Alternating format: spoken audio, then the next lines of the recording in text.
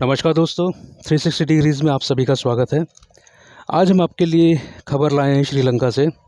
जी हाँ, श्रीलंका वही देश जो पिछले 1.5-2 साल से बड़ी ही मुश्किलों से गुज़र रहा है, बड़े ही मुश्किल दौर से गुज़र रहा है। और एक तरह से श्रीलंका की जो इकोनॉमी है वो नष्ट हो चुकी थी, लेकिन कहीं न कहीं भारत ने श्रीलंका की सहायता की है और उसको इस आर्थिक संकट से निकालने में मदद की है। जैसा आप सब जानते हैं, श्रीलंका पिछले कुछ सालों से चीन के चंगुल में था। चीन की तरफ से इतना ज़्यादा उनको लोन दिया गया और वहाँ पे इंफ्रास्ट्रक्चर के इतने सारे प्रोजेक्ट स्टार्ट किए गए, जिसके बाद में पेमेंट ना कर पाने की हालत में आ गया था श्रीलंका। और इसी कारण से उनकी आर्थिक स्थिति इतनी बुरी हो गई थी कि वो डिफ़ॉल्ट तक कर गए थे। लेकिन भारत की सहायता से अब श्रीलंका वापस से उभरने लगा है। इस समय श्रीलंका के राष्ट्रपति विक्रमसिंघे भारत आए हुए हैं और उन्होंने आज कुछ एग्रीमेंट्स किए हैं जो बहुत इम्पॉर्टेंट हैं।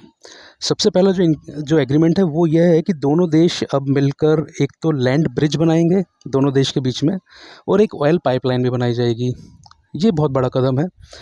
दूसरा जो कदम है वो है कि श्रीलंका जो है भारत का जो यूपीआई पेमेंट और टेक्नोलॉजी है, यूपीआई इंटरफेस जो है उसको अपने यहाँ पे इम्प्लीमेंट करेगा।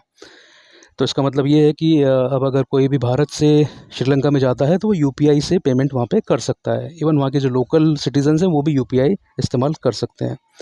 तीसरा जो इम्पोर्टेंट कदम है वो है कि श्रीलंका ने भारत की जो करेंसी है रुपया, उसको डेजिग्नेटेड करेंसी का स्टेटस वहाँ पे दे दिया है।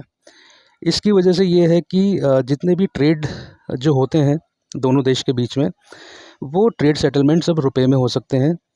और भारत के जो पर्यटक वहाँ पे जाते हैं या कोई भी चीज़ खरीदते हैं या कुछ भी करते हैं तो वो भी आप रुपीज़ में कर सकते हैं।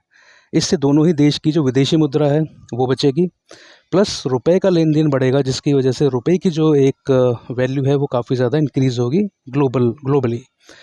इसके अलावा एक और ख़ास खबर है कि जो अडानी हैं हमारे, अडानी जो सबसे बड़े बिजनेसमैन माने जाते हैं, उन्होंने श्रीलंकन प्रेसिडेंट के साथ में अलग से मुलाकात की है और उन्होंने कोलंबो पोर्ट के ऊपर काम करने का तय किया है। उस कोलंबो पोर्ट को डेवलप किया जाएगा।